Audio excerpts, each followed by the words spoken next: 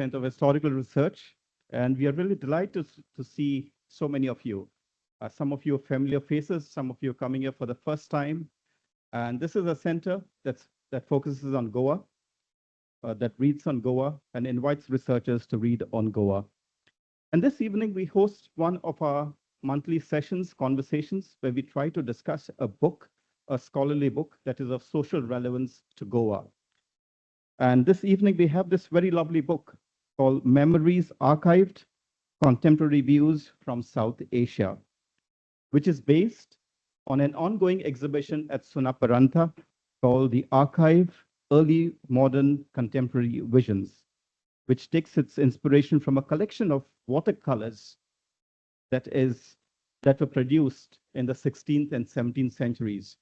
Friends, if you haven't yet been to this exhibition, I would really ask you to be there. It's an enticing exhibition. And when we saw that, we were really pleased that the three of you, Susana online, Leandré, and Dale, who have edited this book, are here in conversation with Lina. Thank you. So this book itself, in itself, besides the exhibition, what it does is that it really provides new ways of engaging with archives, and especially so for people who are practitioners of contemporary art. And we look forward to this evening. I would like to, at this moment, just briefly introduce our panelists over here. We have Dale Luis Menezes, who is at the moment a historian at Georgetown University, Washington, who is completing his dissertation on the importance of rice and coconut cultivation in the Portuguese Empire. But I really liked his thesis in terms of how you describe that he tries to zoom in on a particular village in Goa to zoom out and look in terms of how these local actors contributed to the Portuguese Empire. Is that something that I say very much? Yeah, and I also want to say that one day we hope to see you here, Dale, for an history hour. Yeah. We have Leandré de Souza. Leandré, who is the curator and creative director at Sunaparanta Goa Center of the Arts. In 2023, she was invited as mentor to the 2-year South Asia Incubator Program in Kathmandu. And she has curated various projects across regions. Here in Goa, notably in 2015-16, some of you must have seen that, and in 2018 editions of Sensorium at Sunaparanta, Goa. And in 2014, she received an award for culture and change from the Prince Claus Fund for Culture and Development. Thank you for coming here. We have Susana online. Hi, Susana. As some of you know Susana, who also presented a history hour on the trial of Catarina just a few months back, over here, along with Miguel Rodriguez. She is a member of the international research group History of the Inquisitions, and has co-authored the book, The Trial of Catarina de Horta by the Goa Inquisition. Presently, she's coordinating a project praying to the God of Israel, according to the Portuguese tradition in the 16th and 18th centuries, which is dedicated to studying the circulation of clandestine prayer books in the Iberian world. Thank you for being here, Susana, this evening. And lastly, we have Lina. Lina is an art historian and a curator who has 2 decades of experience in arts management. And since 2009, the focus areas of her research have extended to projects with arts education, printmaking history and practice, the documentation of living traditions and folk arts in India, and environmental consciousness in the arts. Her ongoing engagements include Goa Familia, Archival Photography Project, Serendipity Arts Foundation, and she also works with the Sunaparanta for the Sunaparanta Art Initiative Lab, a mentoring project, and also with Traveling Plants, a multi-phase exhibition in collaboration with the Goethe Institute, Chennai. Apart from these numerous things that Lina does, curating numerous exhibitions, contributing to several publications, she's also visiting faculty at DJAD Academy of Design in Coimbatore, where she teaches visual and material culture. Thank you so much for being with us over here this evening. And at this moment, I hand it over to Lina. Thank you.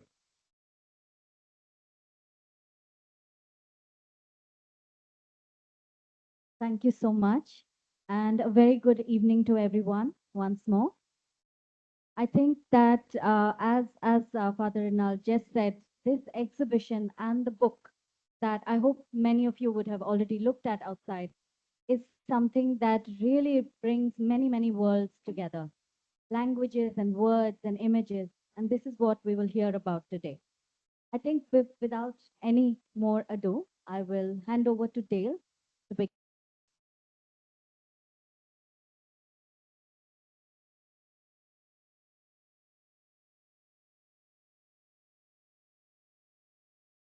Good evening. Good evening, everyone. My thanks to Father Reinald and the Xavier Center for hosting us tonight. Thank you all also for joining with us. It is a privilege to present to you Memories Archived Contemporary Views from South Asia, a book that encapsulates the spirit of an extraordinary journey. A journey that we as editors, contributors, artists, and curators undertook together over the past year. This book is more than just a collection of essays and interviews. It is a living, breathing archive, a conversation between the past and the present, and a testament to the collaborative spirit that made the exhibition, Archive Early Modern Contemporary Visions, possible. Our exploration began with a simple yet profound question: how do we engage with the archives? Traditionally, archives have been seen as static repository of history, often shrouded in dust and silence. But we wanted to challenge that notion. We envisioned the archive as a dynamic, performative space, one that could be as much about retrieval as it is about documentation, as much about creation as it is about preservation. Memories Archive brings together voices from diverse disciplines: historians, artists, curators, each offering their unique perspective on what it means to work with the archives in a contemporary context. From the evocative watercolors of the 16th and 17th centuries in the Codex Casanatense, for instance, to the intricate narratives woven by contemporary artists, the book explores how archival material can be reinterpreted, reimagined, and reinvigorated. My essay, and forgive me for the promotion, self-promotion, called The Archive, the Ground We Stand On, recounts my experience of confronting the dusty, fever-inducing chaos of the Goa State Archives. But this essay goes beyond personal anecdote or dust-inducing fevers. It delves into the theoretical and practical challenges of working with archives today, especially in a post-colonial context where the act of archiving is in itself a form of resistance, a way to recover lost voices and forgotten histories. My colleague Leandré de Souza's act of random archiving reflects on the serendipity of archival work, how in a space filled with chaos and uncertainty, we can find the threads that tie us to our past, to our identities, and to each other. It's a critical reminder that the archive is not just about the past, it's also how we choose to remember and what we decide to forget. It is, after all, our choice. Our choice is what matters. And Susana Bastos Mateus, who is right now in Lisbon, in her essay, the Archive as Kipu, offers a beautiful metaphor for the archive as a web of interconnected stories, each knot representing a narrative that is tied, untied, and retied over time. Her work underscores the importance of seeing the archive as a living organism, constantly evolving, expanding, and contracting. Allow me to speak a little bit about the theoretical inspiration for the book. The archival turn in post-war art practices, as discussed in the book, was more than a mere fascination with historical records. It was a profound response to the crises of memory and identity in a rapidly changing world. Artists, scholars, and activists turned to the archive to reclaim narratives lost or obscured by war, colonization, and cultural erasure. This movement paralleled the decolonization process happening across Asia and Africa, where newly independent nations sought to construct their histories outside of colonial frameworks. That meant that new nation states forgot some parts of their history while celebrating others. In order to push back against the problem of such memorialization and erasures, contemporary art took a particular direction, the archival turn, in other words. The archive thus became a site of resistance and renewal, a space where old hierarchies could be challenged and new identities could be forged. Memories Archived carries forward this legacy by exploring how archival material can be reimagined and redeployed to tell stories that resonate with our contemporary realities. In this light, the concept of retrievability becomes crucial. An archive is not just about preserving the past, but making it accessible and meaningful for the present and future.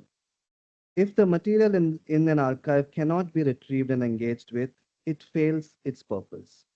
This book and the accompanying exhibition emphasizes the politics of retrieval, how the act of recalling and reinterpreting archival material can generate new insights and open up new possibilities for more inclusive histories. By bringing together diverse voices and perspectives, we aim to show that the archive is not a closed book but a living, breathing repository of potential. It is through this active engagement with the past that we can create new narratives and ensure that the stories of the marginalized communities are not just preserved but also brought to life. Memories Archive offers a fresh perspective for art practitioners in India who often view archives as mere absences, repositories of what is lost or inaccessible. This book challenges that notion by proposing that archives can, in fact, be vibrant spaces of presence. It invites artists to see beyond the idea of the archive as a static collection of gaps and silences, and instead to embrace it as a dynamic source of inspiration and creativity. By engaging with the stories, images, and objects found in the archive, practitioners can uncover layers of meaning that speak to the present moment and open up possibilities for all. Memories Archive encourages artists to shift their perspective, viewing the archive not as a space of constraint, but as a playground for innovation. The histories can be reimagined and new narratives brought to life. It's a call to look at what's already there, to dig deeper, and to use the rich cultural material that we do have as a springboard for art that resonates with today's realities. But what truly sets this book apart is its dialogical nature. The interviews with contemporary artists featured in Memories Archive are not just reflections of their individual practices, but are deeply entwined with the broader themes of identity, memory, and representation. These conversations reveal the tensions, the negotiations, and the creative frictions that are a part and parcel of engaging with the archive. At a time when the past is being rewritten and erased, when cultural heritage is being commodified and contested, this book serves as both a repository and a response. It invites us to look beyond the binaries of colonizer and colonized, past and present, east and west, and to see the archive as a space of possibility, a site where new histories can be made. I encourage you to not only read the book but to engage with it. Let it provoke you, inspire you, and challenge your perceptions of what the archive can be. Allow this book to redefine your idea of the archive. Whether you are a scholar, an artist, a curator, or simply someone who is curious about the ways we remember, Memories Archived has something to offer you. Thank you all for being here, and I hope you enjoy reading the book as much as we enjoyed making it. Thank you.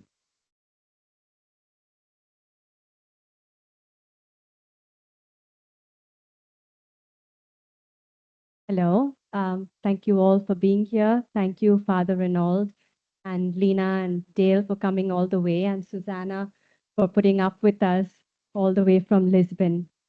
I thought I'd begin by introducing a little bit what we do at Sunaparanta and what was the impulse for the archive project. For those of you who know us, people and relationships are really at the core of our curatorial model and the core of what we do. The way we try to build community is in a very organic and fluid manner where different voices can come together and be heard and seen, and different ways of knowing can be shared. So when we started working on the archive project, when Dale suggested that we engage with these manuscripts collectively as a group, it sort of made sense because it felt like it was a continuation of what we have already been doing. And so with the idea to work collaboratively together as a group, we started having organizing these monthly interactions where we would gather together and discuss various readings or various prompts. And as we were inquiring into these archives, we felt that it was necessary that one of us would be nominated as the archivist. So this is when Susana assumes the role of archivist and she starts to observe what is the trajectory and what is the transformation of this group and project over 12 months. But this collective methods, and I'll discuss it a little bit more in the conversation with Lina, was actually quite difficult and it proved quite challenging because it took some time to engage and connect with these manuscripts. But in any case, what just very quickly to sum up what Dale, Susana, and myself were trying to interrogate was to understand how are the artists integrating the archives in their work and what are the threads that they are pulling in from these resources and how are they negotiating the ambiguities and absences in the archives. And I think it's somewhere along the line, all of us were asking ourselves, what is our residues and what are the archives that we are leaving behind? And I wanted to just quickly go through what the artists have presented in the show before I hand over to Susana. These were some of the projects that were realized as part of the exhibition.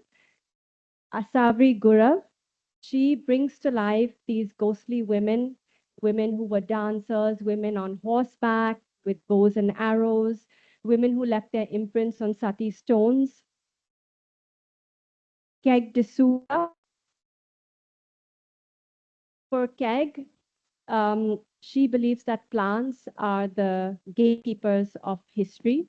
And as a primary motive, she uses these stained glass windows on which we see painted different kinds of plants. And these are plants that travel to Goa. And Keg's, I mean, her approach was how do we bring back this knowledge that traveled out of the place, out of its source. Onkar Sirsagar, he researches the story of the cochineal dye, which was this scarlet red pigment that was very coveted amongst the royals in the 17th century. And this dye was apparently distributed to the leading textile hubs across the Atlantic and also to Goa. Dr. Maria do Carmo Pissarra, who is a film historian, she was concerned with these methods that were used to represent people and plants as a way to push a colonial agenda or to push the idea of a nation. So what she does as part of the show, she presents these anthology of films that were documented at the time of Salazar, who was the dictator in Portugal. And she juxtaposes these films, these archival footage alongside documentaries made by Goan filmmakers. Then we have Sahil Naik. Sahil he has created a fresco as part of the show in which we see transplanted images from religious orders in Gujarat, Goa, and Maharashtra. And these were motifs that were embroidered on garments. And in Sahil's work, we see the ananas, the pineapple that is placed alongside the nirponos, which is the breadfruit, which is also placed along the cashew and alongside the African dome palm. Nadia de Souza, she presents a triptych that is based on one specific scene from the Codex Casanatense. But here in her painting, animals take over the role of humans, and Nadia tries to confuse and confound the predator-prey binaries, where it's not clear who is superior and who is not, and who is playing what role, because all of them are sitting on the same table. Ashish Faldesai. Ashish is troubled by the intrusions and loss of natural habitats. So he imagines himself as this protector of these places in Goa, and he brings to life these various myths from specific areas of the Kazan lands that he specifically refers to, and presents himself as the scarecrow in these landscapes. Leticia Alvarez, she pieces together these Leticia, she essentially plucks these scenes from the codex again, but these scenes are of various couples from different places. But what Leticia does is that she does these very minor alterations or rearrangements of these couples in a way that she encourages us to see things from different perspectives. Nishant Saldana. Nishant interrogates into the shifts in power dynamics and how it affects the soul of a place. And in the show, he's presented us with a painting that has these 144, if I'm not mistaken, characters. They are ghosts, and each of these ghosts embody one object or one being. And Nishant brings in stories from the everyday, from mythology, politics, culture into his painting. Viraj Naik, Viraj puts together these pictorial strips on which we see animals and humans merge in these hybrid into these hybrid creatures.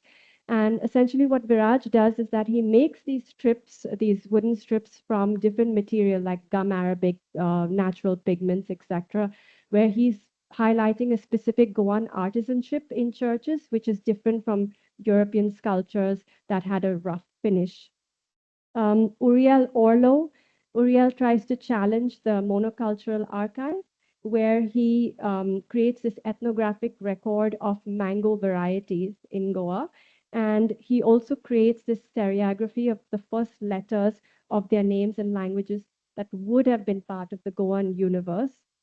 And finally, Vijay Bandare, who concentrates his research on the Goa Dorada period, its rise and decline. I end with Susana's work, um, which is the Kipu that Dale referred to, and Susana will be talking more about it now. Thank you very much.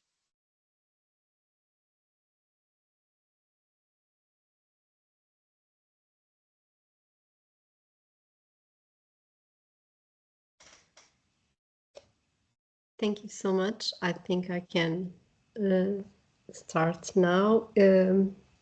Thank you all for being here today with us. Unfortunately, I could not be there in person. It's a shame. I would love to, but technology gives us this possibility to become more closer despite of distances. And I would like to briefly address my proposal and the idea of this representation of ArQhive that we put on together, and I think about it from the very beginning of our meetings. And I will be brief because I think then we can start our conversation with Lina and also with the audience. But to say that to me it was a very big challenge to perform, because I understood it also as a performance, because how can an historian become an archivist in an art exhibition? So if you think about it, there were a lot of layers in this starting point.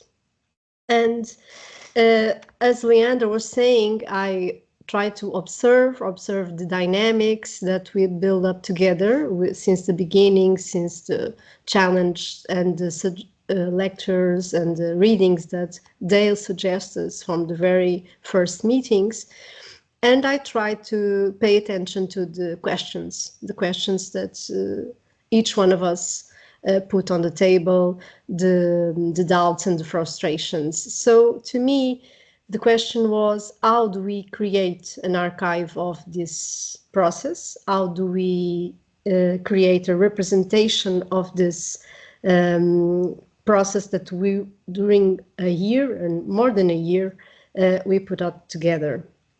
And in a way, I think my answer right now in two different ways. So we gave two different responses. I will put in one end the book and the exhibition, is to say you have the book that is like a snapshot of one moment in time where all of us entered this dialogical reality that they talked previously, and we froze it in this picture of what each of us thought about the archive, how do we use it, etc.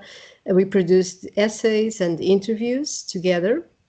Then we have also the exhibition, of course, that you can, unfortunately, I cannot see it right now again, but you can see it. And I think if you engage in this process of reading the book or browse to the interviews and then go to the exhibition, you can, as Dale was also suggesting, interact with it and provoke it in a way and let yourself be provoked by it. So this part is one of the answers we gave to this question of how can we create an archive about this process. And then we try to make another answer,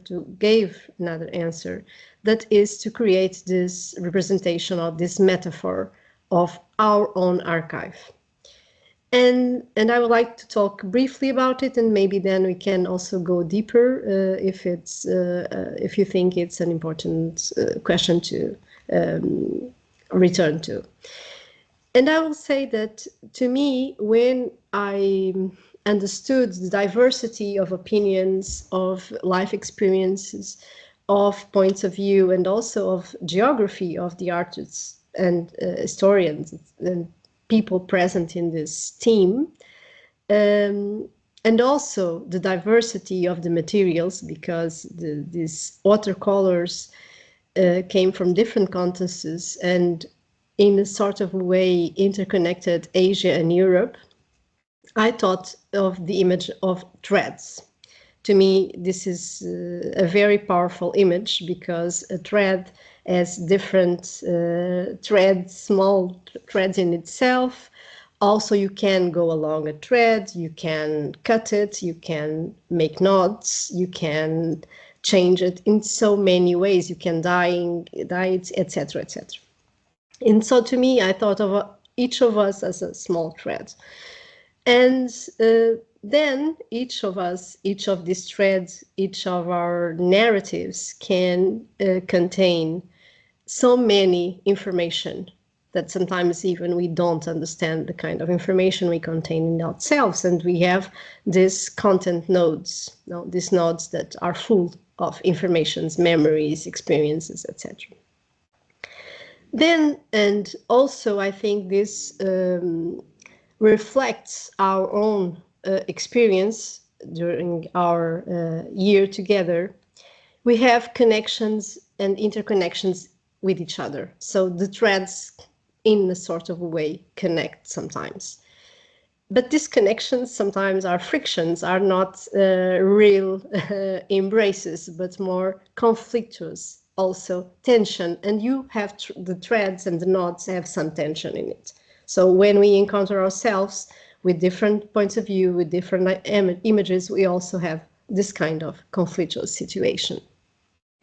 And then to me, and I think this, and I put it on the, also in the title of my proposal of my piece, because I call it Between Knots and Loose Ends. To me, the image of a loose end was very important also in our process, in the process of construction of this exhibition, also in the construction of the book, because what you can read on the book is a part of the all amount of information we had in the interviews, in our own essays, etc.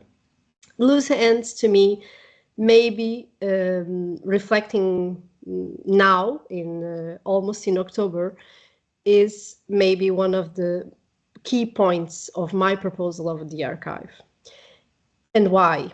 Because loose ends gave us the possibility of a dead end, the failure, engaging failure. Failure in a sense of sometimes we cannot construct what we were supposed or we intended to do. Maybe we go to another end, not that one.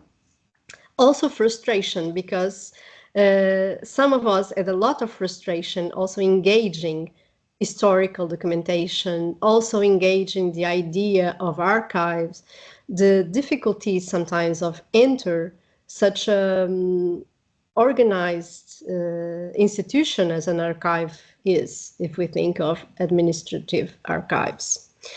But also contains possibilities.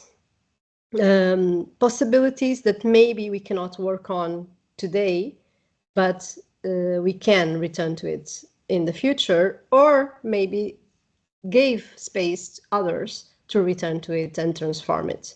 So when I presented the Kipu at the exhibition, and I invite you all to go there and make your own notes, or if you want to be more polemical, I don't know, to disentangle some of the knots that are there, because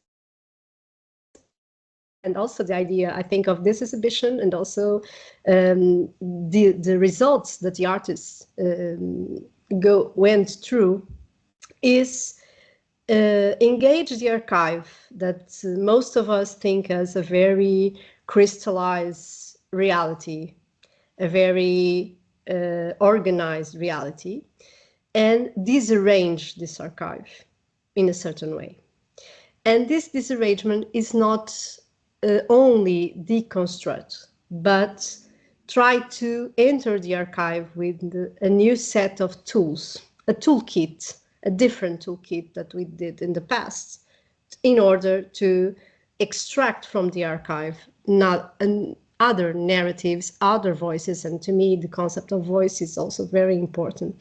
So to give sound to these silence voices or unknown voices that we can find on the archive. So I think the big idea of this Kipu that I brought on to our table, and I was very happy and very pleased because I think all of my colleagues adhere to this idea of the Kipu, so it was, I think it worked for us all, is this work in progress, this possibility of creating new.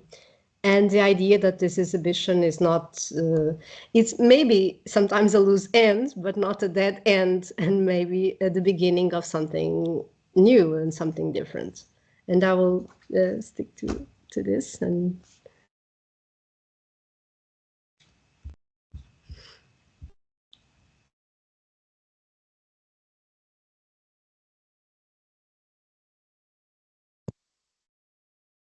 Thank you, Susana. And, actually, there are so many different things to catch up on and to talk about and to say, but we have limited time.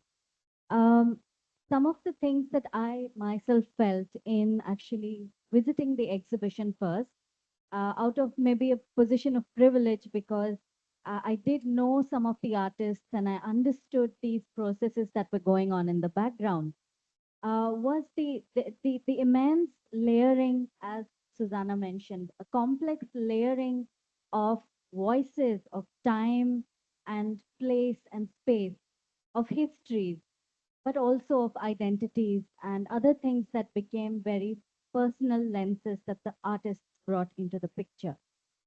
So, some of the things, some of the words that sort of popped up were this idea of retrieval, coming from a space of working with oral histories myself and being in spaces where research is being done on indigenous practices, etc. Dale, I would actually like to begin with asking you about that, about this sort of difference, or a series of distances that may be existing between institutional archives and those that are orally, that come from oral accounts, and how does one read into them, and how does one document them and retrieve them? So, well, so if so, someone who's trained in history, for instance, right? The oral archive is outside our field, you know. But that doesn't mean that it cannot be used or shouldn't be used. But it's something that our emphasis is on the written, and that has some value to it. Obviously, uh, it's much more, I think, easier to locate something in time in the written form, right? Now I say this because obviously, as you noted, there is a difference, right? When was something created is a very important question that either you have to know it right away or have to figure out, right? In an institutional archive, I think that sort of organization is much more readily available than in an oral archive, right? Now, how do you? I think I'll just confine myself to like offering some thoughts about the oral archive. As historians, we do think of the oral archive. Like for instance, there is a Oral History Association of America, right? And they have like a set of guidelines about what are the ethical practices, for instance, of using the oral archive. Secondly, then you have to think about what are the conceptual problems of the oral archive, right? Yes, you get to a layer that is not there in the official archive, but the question is, uh, whose story again is it? Is it a story of the past, or is it a story of the present? That is to say, I think the chief distinction between the institutional archive and the oral archive is that the oral archive is a creation of the present. In the act of telling, it a lot more meaning is brought or encoded in the act of telling than in a traditional archive or a written archive. So um, if you agree with this distinction, then my other suggestion is how do you deal with both the archives? I think often found my colleagues do like now increasingly putting together ethnography and the written archive into conversation a lot more fruitfully. It is very challenging. It's not easy to do it. I don't do it myself. But it seems that the next best thing you can do with these oral archives and the written archives is to try to figure out a way of how to put them into conversation with each other. All right. Yes, thank you. I think that makes sense, and I think many of us are trying to do that.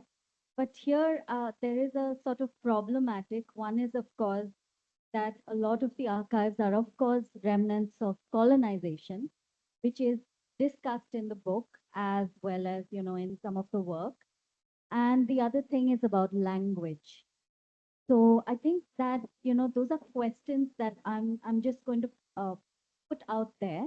And the third part of it, of course, is the visual element, which is what you have used in this entire exercise. Do visuals speak the same way as written archives or oral archives, or are they a third space altogether? No, I wouldn't think so. I think they speak to us in different registers, right? So that's the I think the third question that you asked, and that itself is a challenge. So personally, for me, again, I'm trained as a old school historian. I prefer sometimes to do old school history. Sometimes I've been told that you shouldn't be this sort of economic historian, in the sense that be a little more cool, come on, man, so I think that I think they speak in different registers, right? So that's one. You need to engage with art history. You need to talk to art historians, for instance, to read those images, right? Uh, so that's my response to point number three. Language and colonization. Yeah, sorry. No, I'll give you a very short answer. I think this uh, project was being conceptualized, this issue was there, right? The issue was there, like who creates it? But these visual sources, for instance, were created by local artists. They might be Goans, or they might be someone else, but these are not Europeans, right? In the colonial archive itself, we have so many examples of Portuguese documents being written by Goan scribes in Goan villages. So whose language is this? Whose culture is this? Uh, you know, uh, our own beliefs, I think, are challenged when you go to the archives, and that is a very valuable exercise for me. Short answer. Thank you, Dale. That actually has a lot of weight. Yeah. So coming again to the visual part of it, Leandre, if I may ask you quickly, you use the metaphor of the circle, and I'm very interested in this whole notion of, as you just mentioned as well, um, what is included and what is excluded, what is inside or outside, and what's permanent and what's just temporary. So, in terms of the way the artists have responded, how did you, as a curator, perceive these sort of interconnections between the various dichotomies as we see them? So when we first started looking and sort of interrogating these manuscripts, all of the three of them, the Summa, the Codex, and the O Livro, they all had the sense of movement, the sense of aliveness. And there was also this, you could see that there was this sort of exchange of trades and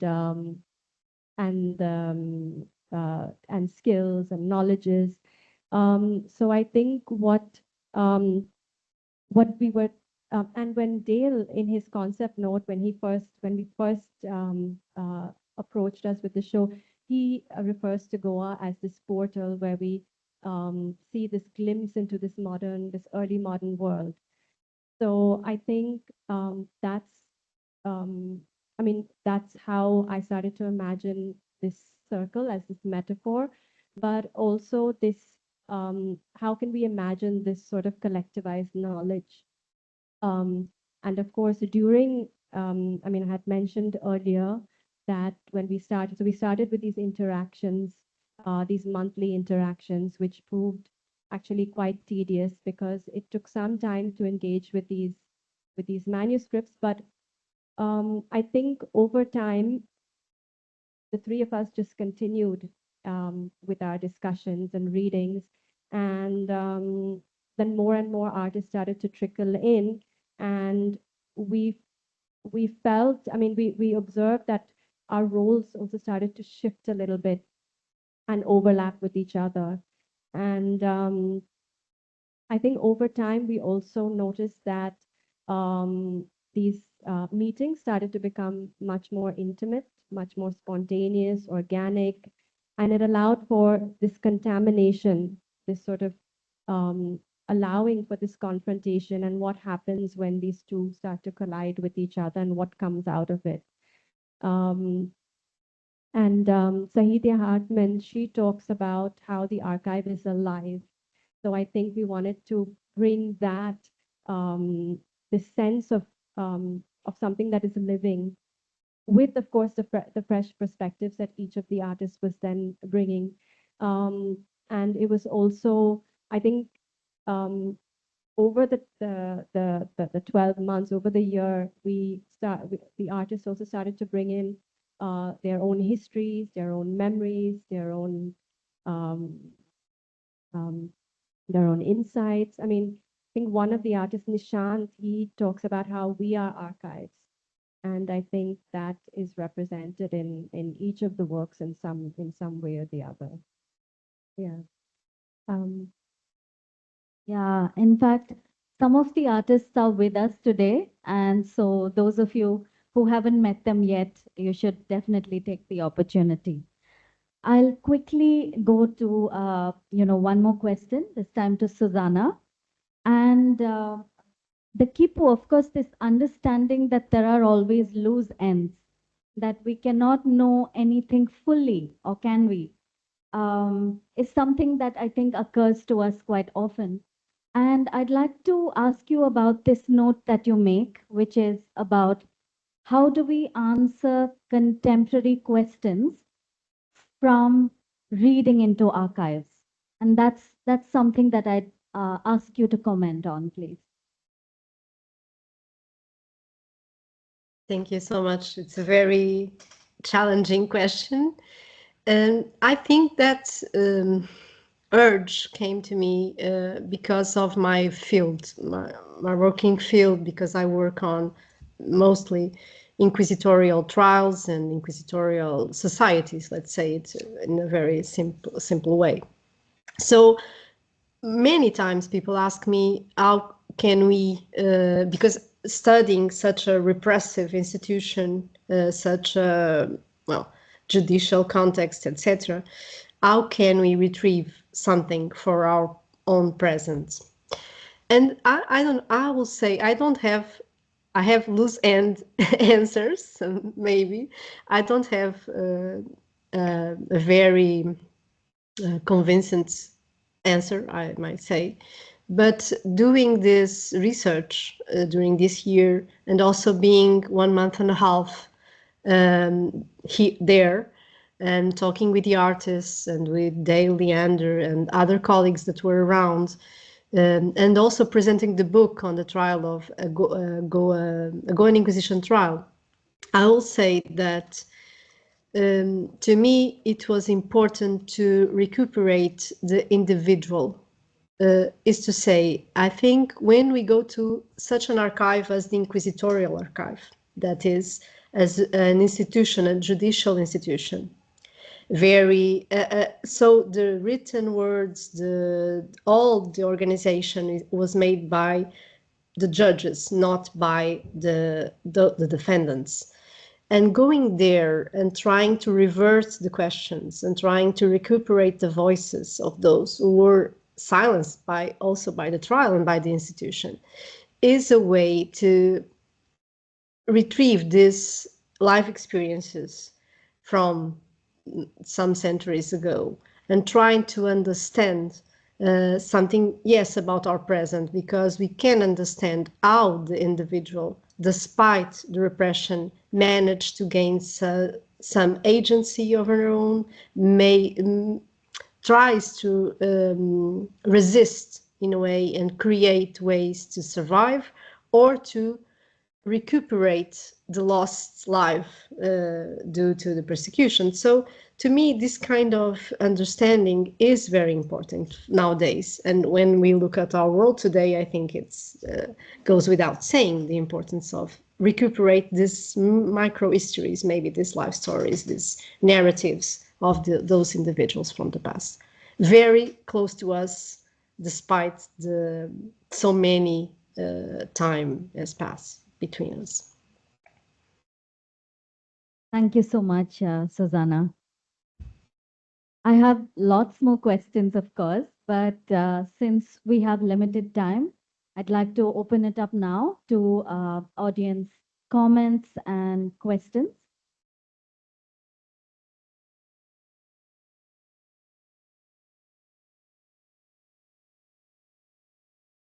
If the artists also would maybe like to share something.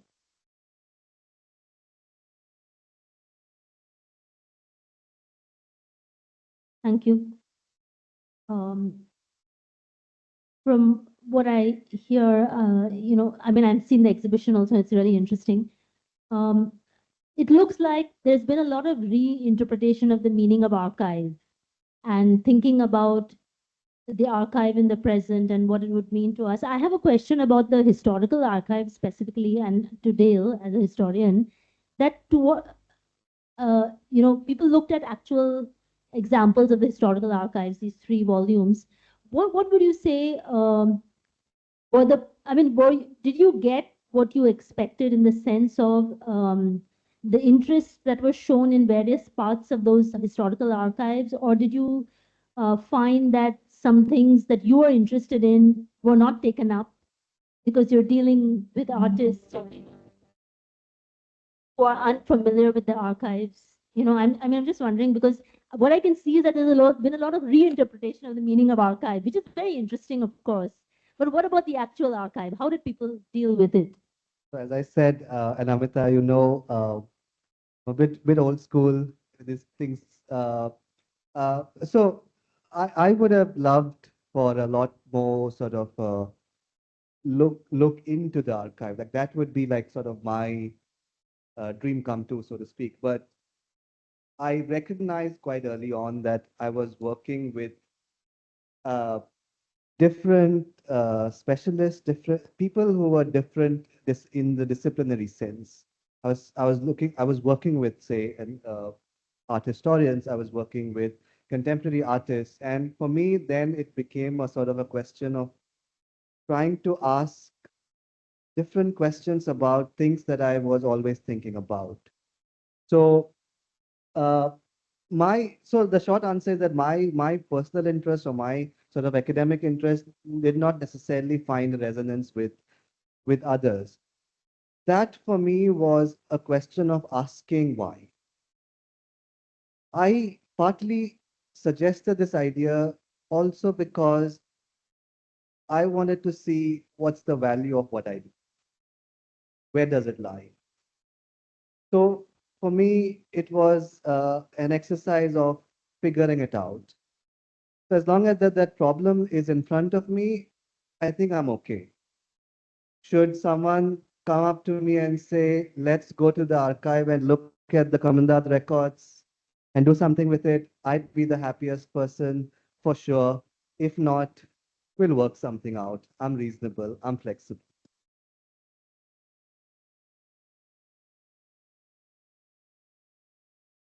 Hello. I've been trying to figure out what you've been trying to tell us. Apparently, from what I got, is that you asked a group of artists to interact with archives. I don't know if they're in the libraries or the Goa historical archives or what exactly, I don't know. But fine, you did that and you produced an exhibition, or as far as I'm concerned, you produced this book. But there's something that someone told me somewhere, or I might have read somewhere, that a committee cannot write a book. Here you have a group of people trying to, if it was one person, I guess there would have been a message for all your readers. But did you think of your readers? All these people, all the people who collaborated to produce this exhibition and produce this book, did you think of your reader? What is the reader to make of it? Or what is the person who looks at your exhibition, the viewer, to make of this? Can I answer? Yeah, sure. I don't know what the question is in the spirit of like the same thing. I would recommend one, you read the book and not just skim through it as I saw you doing. The other thing would be maybe spend some time with the exhibition. So that's point number one. Point number two, we were mindful of who our readers would be. And by and large, we wanted this to reach out to a lot of art practitioners, people like Lina, for instance, right? So that's a primary audience, and we are hoping that, say, non-specialists like you, Augusto, would also find some value in it whenever you get a time to pour through it. Thank you. May I add to that? Also, specifically from a South Asian perspective and working within the contemporary art context, what happens when the archives are missing or they're lost? And how do we as practitioners, um, how do we um, meet these ghosts? How do we imagine or fantasize what were the missing pieces? And I think working with artists from my perspective and my point of view, that was really what the project was about, and it's really a starting point to now go deeper and um, um, into interacting and integrating with the archives, and also to invite more and more artists to think about why the archives are essential to their practices as well. So I think from that perspective, that's from where I come from.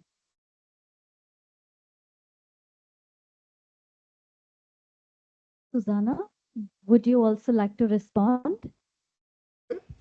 Yes, I would like to say that, well, yes, I think maybe if you read and go to the exhibition, you have a better idea of what we were trying to do, but also to say that, of course, we thought about the readers, but I think that the book, when it's published, is not our goal to direct to give a direction to the reader. The reader can go through the book and try, have their own ideas of what the book is about, and also to disagree or agree, or also to think that this exercise, our laboratory, as I might say, that we were doing together, was not meaningless. I don't know, but that's the liberty of the reader, I would say.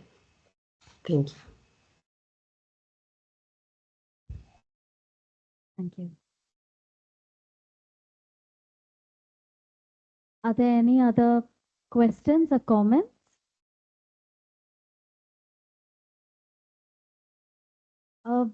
We have Leticia and Nishant and Omkar with us, and I think that it would be wonderful if one of you would like to say something about the process.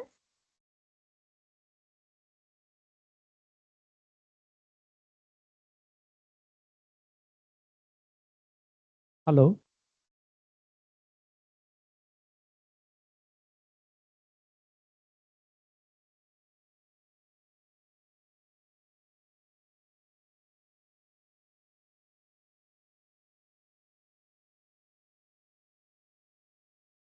Hello.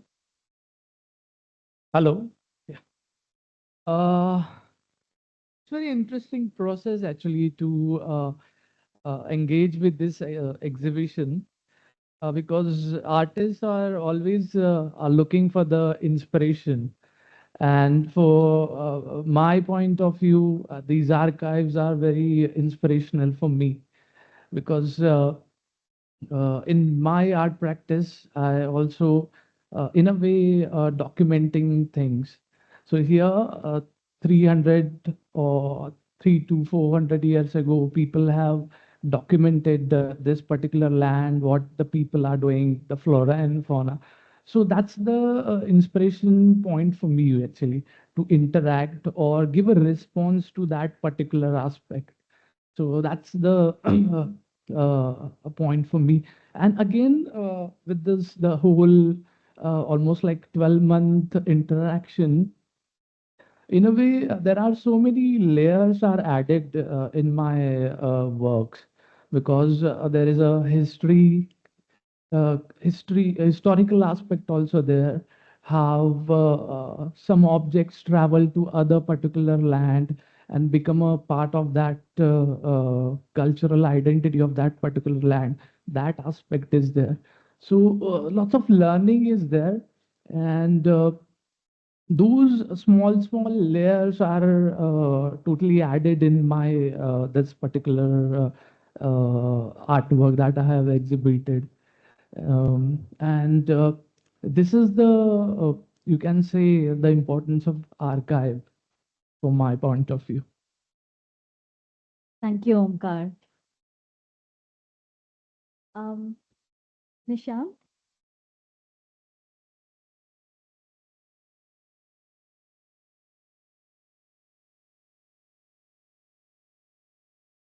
Hi. So you might have seen my work. My name is Nishant, and I had a painting which Leandré described. Um, I think the one incredibly wonderful part of this process is that for the first time, also as a practicing artist in a show in Goa, I had the luxury of working with a team for a whole entire year. And it might have just been that we produced the artwork in the last few months, but the 1 year of immersion and also just large gaps of forgetting about the project, carrying on with your life, doing other things, coming back to the work, being reminded, and also then um, um, basically looking at different themes throughout the process is, I think, like a luxury that I didn't know that I could have had before. And it really allowed me to really think about not just what I want to make as a response to the question of the show, but a long period like this actually allows you to understand what many different points of view of archival work is, as well as actually understand who you are in the process as well. So I'd like to actually thank the show and the organizers for that.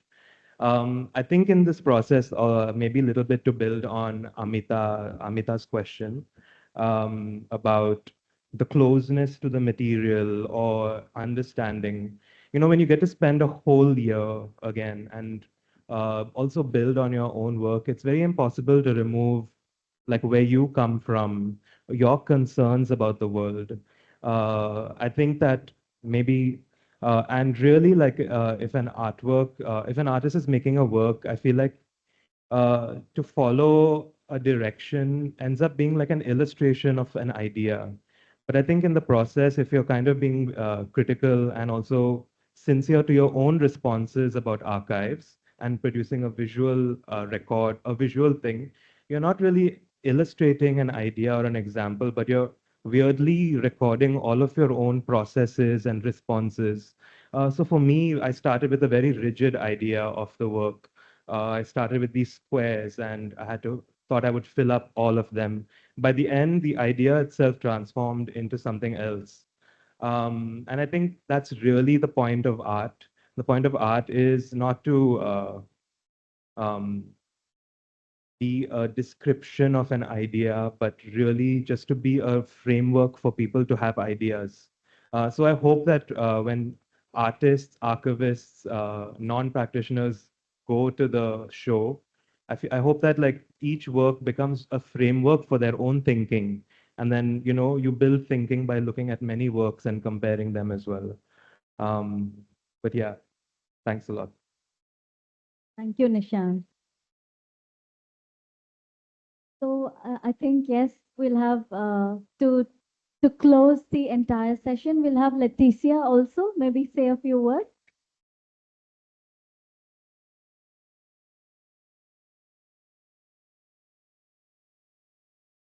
Good evening. I'm Leticia Alvarez. So the thing was that the codex, all the images and everything was totally alien to me at the start. And I think what is the most interesting about the full exhibition was that we had artists from different backgrounds, different practices. And what is the most interesting for me, at least to see in the exhibition, is that how everyone gave their take to what they saw in the work, and that is how they visually interpreted it all. So for me, when I looked at it at first, like the couples in the codex and all of them, they were really alien. So my practice was such that whatever visuals are in front of me, I would like them to speak to me. So I went on sketching them, and something told me to make them move. So that's what I did um, in my visuals. I just moved them a little, like I give them like a 5 minute before and after what they would have done. So that is what I depicted in the book. Thank you, Leticia. Yes. So we're being told to shut down right now. But I would still, want to say that those who have not yet seen the exhibition, it is on until November. So please do take the opportunity to visit Sunaparanta and view the artworks that we've been talking about. Of course, the book is available. And I hope that this project actually inspires many more that bring academia and arts research and creative practices together in this really multidisciplinary way. And I feel that there is so much all of us could contribute in telling new stories every day. So with that, I hand over to uh, Thank you. A very good evening, ladies and gentlemen. As we conclude with today's entertaining discussion, on behalf of the Xavier Center of Historical Research, we extend our immense gratitude to our distinguished speakers, Dale Luis Menezes, Leandré de Souza, Susana Bastos Mateus, and Lina Vincent for sharing with us such an insightful aspect on the new tools and the methodology for engaging with archives, particularly for practitioners of contemporary art. To the same extent, we wish to thank Sunaparanta Goa Center for the Arts for their wholeheartedness, support, and collaboration in this venture, and would like to encourage each one of you to visit the exhibition for a truly captivating experience. We also like to wish to express our appreciation to the staff of XCHR, Dilip, Aarti, and Hasina for their unwavering effort in arranging the setup and catering delicious refreshments. Special thanks goes to Pechi, Coretta, Gerard, and Hanzala for extending their generous support. And finally, a big thank you to each and every one of you for your presence and participation. Please do continue to enjoy the evening, and thank you once again.